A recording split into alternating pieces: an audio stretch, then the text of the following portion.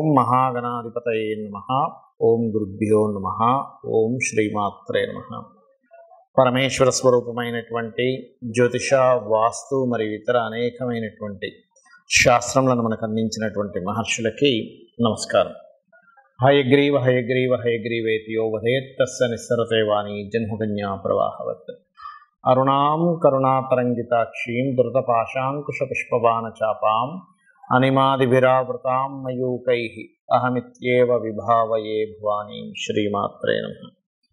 ప్రేక్షకులకి ఆ లలితాంబిక అమ్మవారి యొక్క అనుగ్రహం పరిపూర్ణంగా కలగాలని మనస్ఫూర్తిగా కోరుకుంటూ మనం ఈరోజు చెప్పుకోబోయే టాపిక్ ఏమిటి అంటే, ప్రస్తుతం ఉన్నటువంటి గోచార గ్రహాలు ఏవైతే ఉన్నాయో కాస్త అగ్రెసివ్ కలిగించేటువంటి ఫలితాలు ఇచ్చేటువంటి దాంట్లో ఉండడం వల్ల మనం ఆల్రెడీ డిసెంబర్ జనవరిలోనే ప్రిడిక్షన్ ఇవ్వడం జరిగింది. అదేదో మన గొప్పతనం కాదు.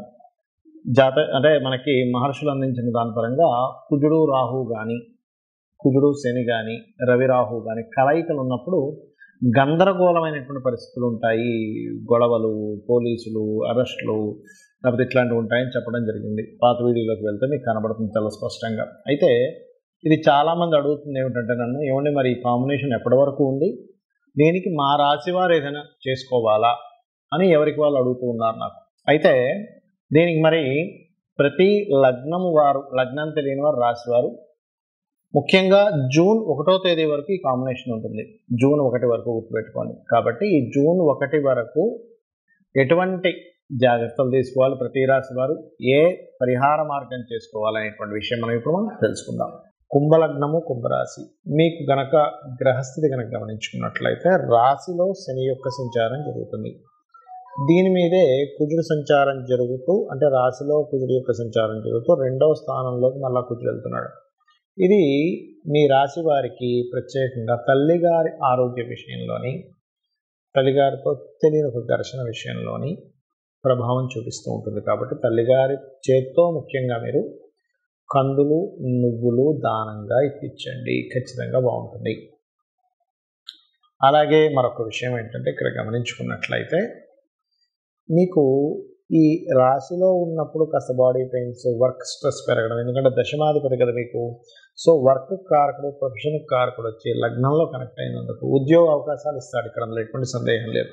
ఎందుకంటే గురువు యొక్క దృష్టి కూడా దశమం మీద ఉంది, శని యొక్క దృష్టి కూడా దశమం మీద ఉన్నందుకు దీన్ని డబుల్ ట్రాన్సిట్ అంటారు. ఈ డబుల్ ట్రాన్సిట్ వల్ల కొత్త ఉద్యోగ అవకాశాలు రావడము, అదే ఉద్యోగంలో కాస్త కొత్త బాధ్యతలు రావడం, కొత్త బాధ్యతలు రావడం వల్ల మీరు మరొకరికి మీ యొక్క అధికారం ద్వారా చెప్తున్నందుకు వాళ్ళు మీరేదో పెద్ద అధికారం చూపిస్తున్నారనే దాంతో మీ మీద కొంతవరకు కొంత డిఫరెంట్ ఒపీనియన్స్ కలిగి ఉండడం, దాని ద్వారా మీ ఇద్దరికి ఉండేటువంటి గతంలో ఉన్నటువంటి ఆ కొలిగ్గా ఉన్నటువంటి దీంట్లో కొంచెం ఇంతకుముందు వరకు నా స్థాయిలోనే ఉన్నావు కదా, ఇప్పుడు కొంచెం పెద్ద అయినందుకు ఇలాంటివి వ్యవహరిస్తున్నావు అనేటువంటి భావనలో కలిగి ఉండడం లాంటివి ఇస్తూ ఉంటుంది.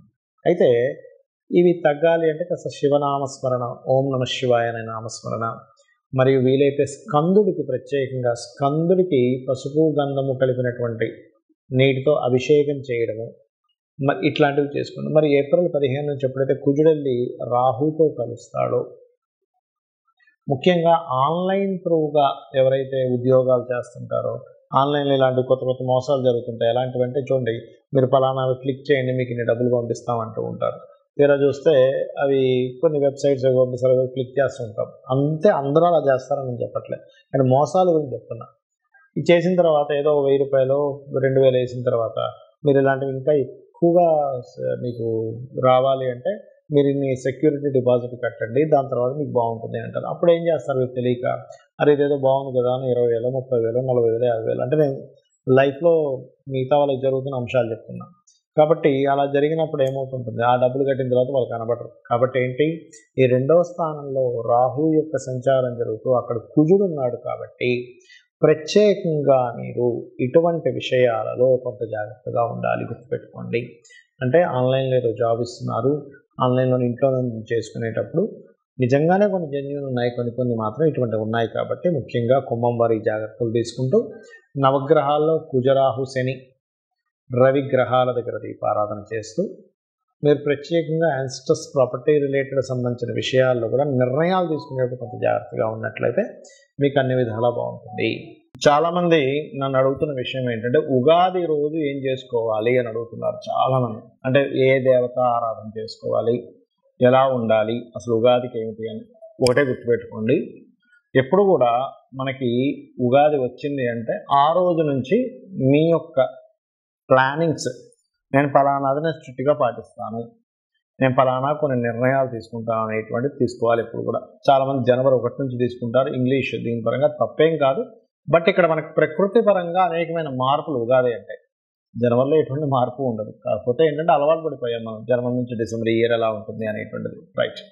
అయితే మీరు తీసుకునేటువంటి నిర్ణయాన్ని భగవంతుల ముందు కూర్చొని సంకల్పం చేసుకుని, స్వామి లేదా అమ్మవారు అయితే అమ్మవారు, స్వామి అయితే స్వామి ముందు కూర్చొని, ఈశ్వరుడే అనుకోండి, నారాయణుడే అనుకోండి, కూర్చొని నేను ఈ రోజు నుంచి నేను ఫలానా వ్యసనాలు ఏమైనా ఉంటే వదిలేస్తున్నాను, ఏదైనా కామక్రోధాది సంబంధించిన వికారాలు ఉంటే నేను వదిలేస్తున్నాను. ఎందుకంటే నేను ప్రత్యేకంగా క్రోధ సంబంధించిన ఎందుకు చెప్తున్నానంటే ఈ క్రోధీనామ సంవత్సరం అంటారు. అంటే ఏమిటి, ఒకరి మీద ఒకరు ద్వేషాలు, కోపాలు, గొడవలు ఇవి ఇచ్చేటువంటి సంబంధం ఉంటుంది. బికాజ్ ఆఫ్ ఈ ఉగాది మంగళవారం వస్తుంది. మంగళుడు అంటే కుజుడు. కుజుడు సహజంగానే ఉగాది వచ్చే సమయానికి పాపగ్రహాలతో కలిసి ఉంటున్నాడు. కాబట్టి ఒకరి మీద ఒకరికి కోపాలు, ద్వేషాలు, గొడవలు ఇవి ఎక్కువగా ఉండే సంవత్సరం అంటారు. అందుకని వీలున్నంత మట్టుకు ఈ సంవత్సరం అంతా కూడా చండీ హోమం చేసుకోవడం కానీ, లేకపోతే మీరు శివ అభిషేకం చేసుకోవడం కానీ, ఏమంటే నువ్వు ఫలానా దగ్గర చేస్తున్నారు వెళ్ళాలంటే వెళ్ళండి, లేదు అలా కాదు ఇంట్లో కూర్చొని నాకు చేసుకునే స్థామవుతుంది, చక్కగా ఇంట్లో కూర్చొని చేసుకోండి. అభిషేకం కానివ్వండి, హోమం కానివ్వండి, ఏదైనా కానివ్వండి. మరి అది చేసుకోలేని స్థితిలో ఉన్నానండి, నాకు ఎలాగా, నాకు అన్ని డబ్బులు నేను కట్టలేను, చాలా కాస్ట్కి సంబంధించినవి, ఏమీ టెన్షన్ పడద్దు. చక్కగా ధ్యానంలో కూర్చొని మీరు హోమం చేస్తున్నట్టుగా ధ్యానంలో ఉండండి. ఆటోమేటిక్గా హోమం చేసిన ఫలితం అంటే మీరు స్థితి కట్టలేని స్థితిలో ఉన్నవారు, ఆల్రెడీ ధనం ఉంది, బోర్డు వేలు లక్షలు సంపాదిస్తున్నాను, నేను అలా కూర్చుంటానంటే కాదు. ఎందుకంటే మీ వల్ల నలుగురికి ఉపయోగం ఉండాలి కాబట్టి ఆ రకంగా ఒకటి చేసుకోండి. అలాగే ఉగాది రోజు ఖచ్చితంగా మీరు ఆలయానికి వెళ్ళడం నేర్చుకోండి. ఉగాది పచ్చడి ఎలాగో ఇంట్లో చేసుకుంటాం, ఇంట్లో పూజ చేసుకుంటాం, ఆలయానికి వెళ్ళడం, ఏదైనా ఒక మంచి పూజ చేయించుకోవడం ఏమవుతుందంటే ఆ రోజు నుంచి మీ యొక్క అభివృద్ధి అనేటువంటిది బాగుండడం జరుగుతుంది. ఆ యొక్క క్రతువు ఏదైతే మీరు ఇంట్లో సత్యనారాయణ వ్రతమే అనుకోండి, చండీ హోమమే అనుకోండి, అభిషేకమే అనుకోండి, లేకపోతే ఓ 10 మందికి చక్కగా అన్నదానమైనా చేయొచ్చు. అంటే ఒక మంచి పని, మీ వల్ల 10 మంది పేదలకి ఆకలి తీరింది, ఇదొక పుణ్యంగా మారుతుంది. ఇక్కడ ఇంకొక విషయం చెప్తాను ఏమిటంటే, ఇప్పుడు వరకు మనం చెప్పుకున్నాం కుజరాహువులు, కుజశనులు ఈ కాంబినేషన్ వల్ల కొంచెం జాగ్రత్తగా ఉండాలి జూన్ 1 వరకు అని. అయితే దీనికి పర్టికులర్గా ఏంటంటే ఈ కాంబినేషను వల్ల మీ పర్సనల్ చార్ట్లో కూడా ఇటువంటి కాంబినేషన్ ఏదైనా ఉంటే, అంటే మీ జాతకంలో శని కుజులు కలిసి ఉన్నారండి, శని రవి కలిసి ఉన్నారు, లేదా రాహు రవి కలిసి ఉన్నారు అన్నప్పుడు మీ జాతకంలో చూసుకుంటే కనబడుతుంది. అలాంటి వారు మరింత జాగ్రత్తగా ఉండండి. ఎందుకంటే ఎనర్జీ జాతచక్రంలో ఏ ఎనర్జీ ఉందో మనకి మన ఖగోళంలో అంటే గోచారంలో కూడా ఆ ఎనర్జీ ఫామ్ అయి ఉంది. అప్పుడు ఏమవుతుంది, సేమ్ ఎనర్జీ మన జన్మజాతకంలోని గోచారంలో ఫామ్ అయినప్పుడు ఆ ఎనర్జీస్ పెరుగుతాయి. అంటే అలాంటి వాళ్ళు ఎటువంటి జాగ్రత్తలు తీసుకోవాలో చెప్తాను. కోపం పెరుగుతుంది తెలియకుండా, మనిషికి చిన్న చిన్న విషయాలకి కోపగిస్తూ ఉంటాడు. దాన్ని కొంచెం అర్థం చేసుకొని దాన్ని తగ్గించుకోండి. అలాగే రెండవది ఏమిటంటే కొంచెం బీపీ లెవెల్స్ ఉన్నటువంటి వారు కొంత జాగ్రత్తగా ఉండండి. మీ జన్మజాతకంలో కనుక స్మూత్ అంటే కూల్గా ఉండేటువంటి స్వభావం ఉన్న గ్రహాల యొక్క దశలు కనుక నడుస్తున్నాయని కూడా అప్పుడు ఏమీ కాదు. అంటే ఎవరు బుధదశ కానీ, శుక్రదశ కానీ, గురుదశ కానీ, చంద్రమహర్దశ కానీ ఇలాంటి దశలు నడుస్తుంటే ఏమీ అవ్వదు. అలా కాకుండా లేదండి మాకు కుజదశ నడుస్తుంది, శని మహర్దశ నడుస్తుంది, రాహుదశ నడుస్తుంది అంటే అగ్రెసివ్ కలిగించే దశలు నడుస్తూ అవి పర్టికులర్గా లగ్నానికో, షష్టమ స్థానానికో అంటే 6వ స్థానానికో, 8వ స్థానానికో ఇలా కనెక్టివిటీస్ ఉన్నప్పుడు మాత్రం కొంచెం ప్రతి విషయాన్ని మీరు మాట్లాడేటప్పుడు కానీ కొంచెం జాగ్రత్తగా ఉండండి. అంటే గోచారంలో ఈ గ్రహాల యొక్క స్థితి ఉన్నప్పుడు మీ జన్మజాతకంలో ఆ దశలు నడిచేటప్పుడు అది కోరిలేట్ అయ్యి దాని ప్రభావం పెరుగుతుంది. దీనికి ఏమిటి రెమెడీ? చాలా సింపుల్. చక్కగా శివాలయానికి వెళ్ళాలి, అభిషేకం చేసుకోవాలి, లేదా మీకు దగ్గరలో గోశాల ఏదైనా ఉంటే గోశాలకు వెళ్ళాలి, చక్కగా గోవుకి బెల్లము, క్యారెట్స్ తినిపించండి. సాక్షాత్ అమ్మవారిని చూశాననేటువంటి భావనతో గోవుని చూడండి, గోవుకు తినిపించండి. మైండ్లో ఫిక్స్ అవ్వండి, నేను చక్కగా రెమెడీ చేసుకున్నాను, నేను చక్కగా గోవుకి తినిపించాను, నేను అభిషేకం చేసుకున్నాను, నేను క్లియర్. ఫస్ట్ మీరు ఈ రకమైనటువంటి మైండ్ సెట్తో ఉండాలి. అప్పుడు ఏమవుతుందంటే మీ జన్మజాతకంలో ఎటువంటి దోషం ఉన్నా, గోచారంలో ఎటువంటి దోషాలు ఏర్పడినా ఏమీ అవ్వదు.